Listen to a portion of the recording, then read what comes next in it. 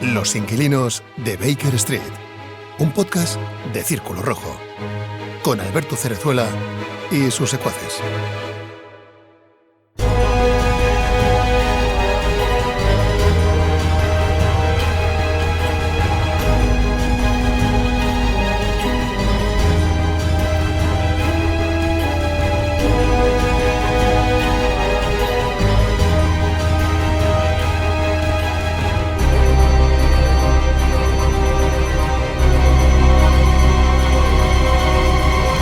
Óscar, para ti, ¿qué representa la Ilíada? Una pregunta así de buena mañana. Representa muchas cosas. Tuve una época que yo fui muy fan de Homero, muy fan de entender el lenguaje simbólico que hay detrás, ¿no? Pero bueno, al final representa muchas cosas. Pero a mí me gusta la idea de la Ilíada como arquetipo, ¿no? Del retorno después de una experiencia vital, de una experiencia existencial y después de unas mil aventuras, ¿no? Lo que cuesta muchas veces volver a casa, ¿no? Volver a la normalidad, que al fin y al cabo es lo que representa, lo que muestra el viaje de Ulises, ¿no? El afán por volver a su casa y todo lo que tiene que hacer para hacerlo. Pero bueno, ¿por qué? ¿Por qué esta pregunta así tan... Me ha gustado tu lectura de la obra y fíjate que yo nunca lo había interpretado a ti, me lo había tomado más como el tema de desarrollo personal. Ya sabes que me gusta a mí eso de el crecimiento personal y me ha gustado esa lectura que has hecho, y ahora tengo curiosidad de preguntarle a Joaquín Ortega Serrano, que es el autor que nos trae esta pedazo de obra, Viaje a Ítaca, en la que nos cuenta, en este caso, no la historia de Ulises, sino la suya propia, en la que a bordo del 7 de abril recorre el Mediterráneo en busca de esa amada Ítaca. Hola Joaquín, ¿qué tal? ¿Cómo estás? Hola, ¿qué tal? Buenos días. Nada, muy bien, esperando hablar con vosotros de la Ilíada y sobre todo de la Odisea, de todo el recorrido que hace Ulises después de la guerra de Troya. Dime, perdón, que te he interrumpido. Dime. No, decía que es importante la idea de Ítaca, porque Ítaca es la idea de volver al hogar, de la seguridad, después de 10 años de guerra, y después de eso, cuando Ulises intenta volver, pues pasan mucho tiempo, pasan otros 10 años antes de que consiga retornar a su casa. Entonces, eso hace que Ítaca se convierte en un icono, porque es el concepto de la vuelta al hogar, de la seguridad, de la tranquilidad. Y bueno, pues eso está en el fondo, eso está en el inicio de mi viaje y de mi libro. Sí, además es un concepto que ha sido utilizado de muchas maneras, ¿no? En la literatura, en el cine y demás, porque por desgracia, y ahora hablamos también de tu particular viaje a Ítaca, por desgracia, cuando uno regresa al hogar, se encuentra que no solamente ha cambiado él, sino que también ha cambiado el hogar. O ha cambiado el hogar porque ha cambiado él, ¿no? Y eso también lo muestra muy bien la Odisea, pero también lo muestra...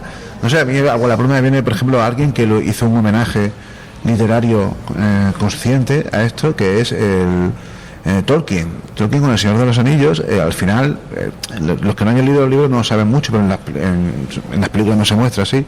Pero al final también, cuando Frodo vuelve a casa, se siente una patria, se siente totalmente fuera de lugar, y de hecho acaba yéndose de allí, acaba yéndose a los puertos grises, ¿no? Para viajar a Valinor, que es la tierra de los Valar y tal, ¿no? Y es eso, es el problema de volver a casa, el anseo de regreso a casa, es que la casa en la que tú quieres volver es a la casa en la que ya no existe, ya todo ha cambiado, el devenir existencial. Al final tiene una estructura existencialista muy guay toda esta historia. Pero bueno, si te parece, vamos con Joaquín, vamos con tu viaje a Ítaca, porque la verdad es que tengo mucha manera de conocer cómo fue ese periplo, pero antes de nada, ¿por qué? ¿Por qué te planteaste hacer este viaje? ¿Qué te llevó hasta...? Y otra cosa importante también, ¿lo hiciste solo? Bueno, pues te puedo contestar dos preguntas. No lo hice solo, nunca, en todo el periplo nunca estuve solo. Tuve diferentes compañeros y compañeras, pero nunca navegué solo.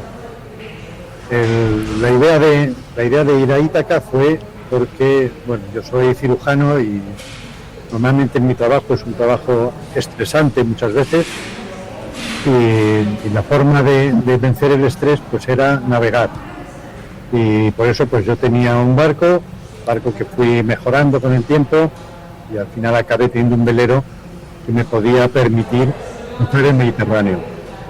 Y para cruzar el Mediterráneo pues había que tener un objetivo y una fecha. El objetivo más claro para mí era Ítaca, porque Ítaca es una isla griega que existe todavía, que se supone que era la patria de Ulises.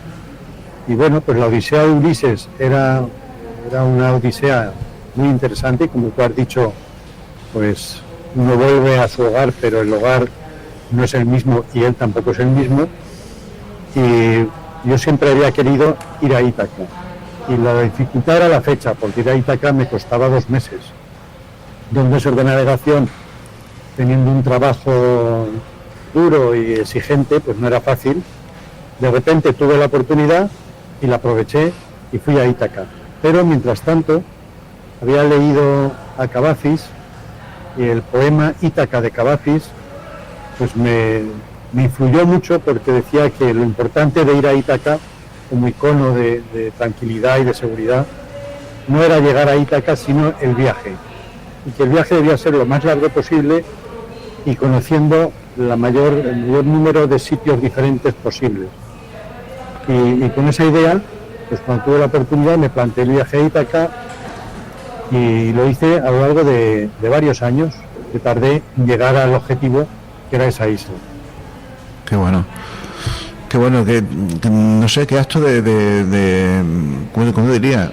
Me sobrecoge, ¿no? Esa idea de decir, bueno, de pronto tu vida cambia por completo, te lanzas a esta aventura que te lleva, como has dicho, varios años, y además me da mucha atención eso que has comentado, ¿no? De que no ibas solo en ningún momento, sino que fue uniéndose gente que ibas conociendo también durante el trayecto, o gente que ya conocías de antes.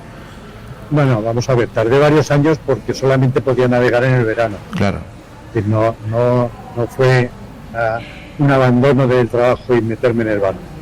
Fue simplemente una idea que yo iba haciendo año tras año, iba recorriendo puntos del mar Mediterráneo, y entonces en cada uno de esos viajes pues a veces eran los mismos compañeros, a veces eran diferentes, pero lo que nunca fui solo.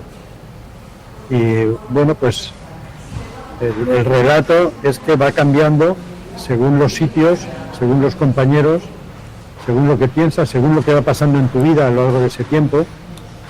Y bueno, pues cuando al final llego a Ítaca, pues efectivamente no soy el mismo que cuando empecé a navegar rumbo a Ítaca.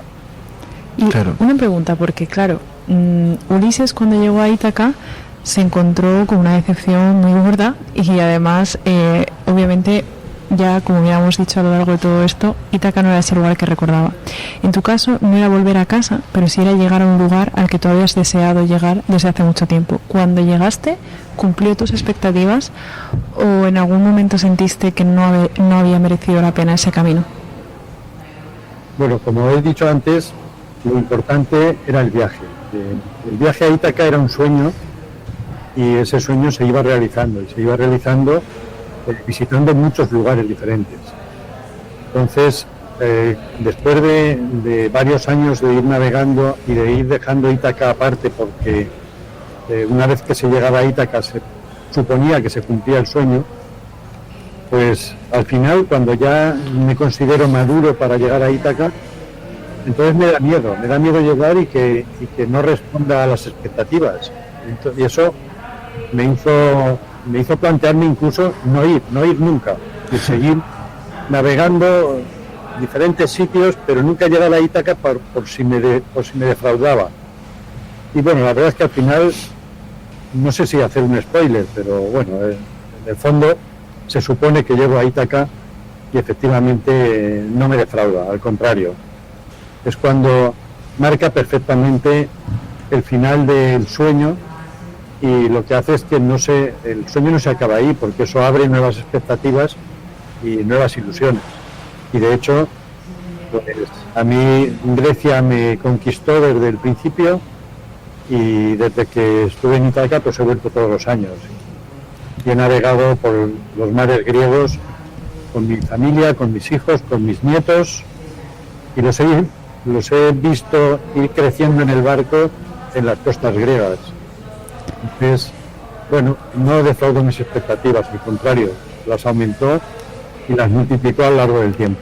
No sé, madre, yo veo como cierta cara de envidia. Sí, en tu cara. De hecho, es que te iba a preguntar a ti. Que si cabe alguien más en el próximo viaje. ¿Cómo ves tú hacer grabar el podcast en un barco de camino a Ítaca? Estupendo. Yo me mareo un poco, pero bueno, ya nos buscaremos la vida para solucionarlo, ¿no?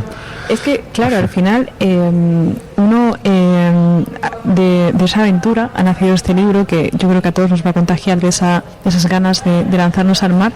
Pero claro, es que me imagino cómo tiene que estar la memoria y el corazón también de Joaquín, ya poniéndonos emocionales, al recordar todas esas historias a lo largo de ese barco, ya no solo en este viaje, porque cuéntanos, Joaquín, claro, tú eres médico, pero para ti el mar es muy importante, ¿no? Cuéntanos un poquito sobre todas esas aventuras que solo sabéis tu barco y tú y las personas que lo hayan habitado. Bueno, pues mira, en ese viaje, ese libro está basado en los diarios de navegación que yo he escrito a lo largo de toda mi vida. Siempre que he ido en el barco, cada noche o a la mañana siguiente he escrito lo que había pasado.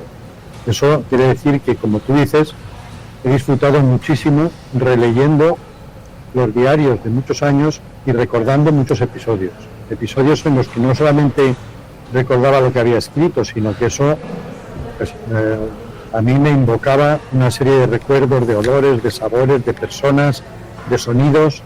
Entonces he disfrutado mucho recordándolo y he disfrutado mucho escribiéndolo. Entonces, en esos escritos pues aparecen detalles geográficos, detalles sentimentales, detalles históricos, detalles mitológicos, detalles personales, problemas de navegación, temporales, que se han sobrepasado, que se han conseguido sobrevivir a ellos. Ha habido también momentos muy felices, momentos muy divertidos, ha habido momentos dramáticos. Es decir, que bueno, es un viaje largo y es un viaje en el que han ocurrido muchas cosas y todo lo que se relata en ese libro son hechos reales. Y las personas son personas reales y bueno, algunas veces ha habido que alterar un poco el itinerario para que fuera coherente, pero representa una experiencia real, una experiencia vital que, bueno, a mí y a todos los compañeros que he ido teniendo, pues ha supuesto una maduración en nuestro pensamiento y en nuestra forma de aceptar las cosas. Y como decías antes que eso tenía una relación con mi profesión, la verdad es que me ha ayudado mucho, porque cuando has sabido salir adelante de una situación muy difícil en la que tú no controlas, en la que tú no puedes cambiar el viento, ni cambiar las olas, ni cambiar a las personas en un momento determinado porque estás en medio del mar, pues luego cuando te encuentras con situaciones difíciles en tu vida profesional o en tu vida personal fuera del mar, que tú sí que puedes controlar de alguna manera, te encuentras mucho más relajado. Dices, vamos a ver, si no me puse nervioso en esta situación, ¿por qué me voy a poner ahora que yo tengo algunos elementos que puedo utilizar? Es decir, que ha sido una enseñanza, un aprendizaje importante. O sea que al final, como en el caso de Ulises, también fue una suerte de viaje iniciático, ¿no?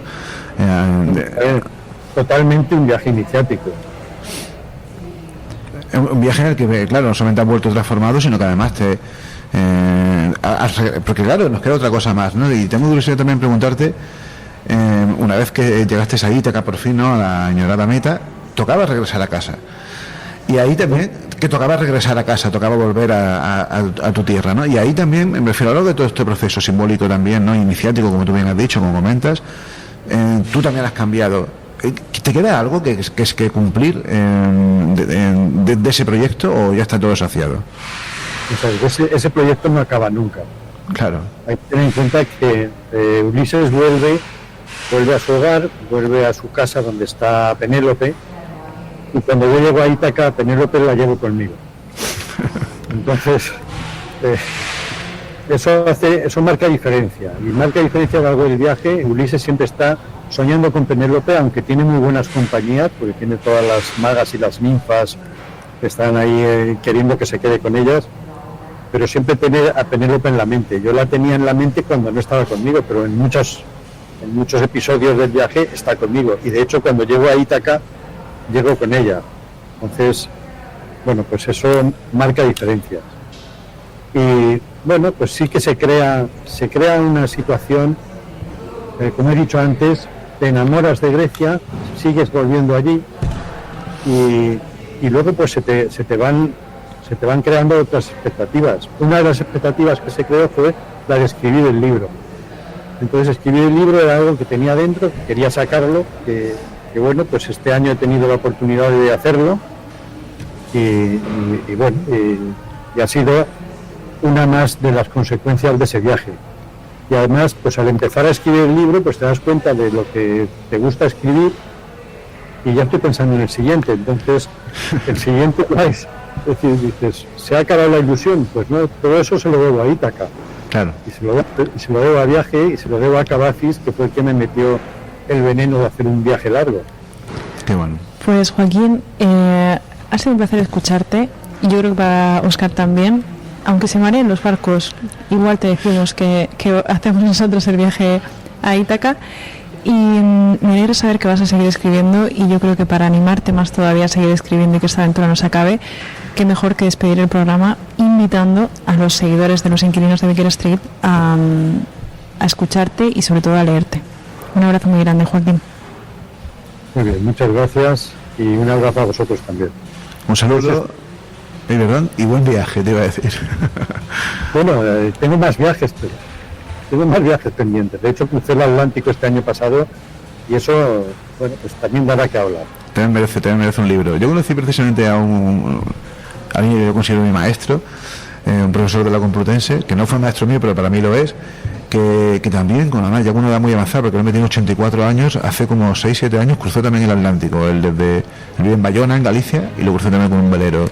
Solo, además. ¡Ole! Él solo, sí, todo un personaje este hombre. En fin, pero eso es otra historia.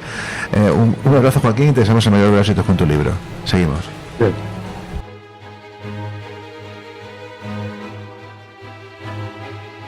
Los Inquilinos de Baker Street, un podcast de Círculo Rojo.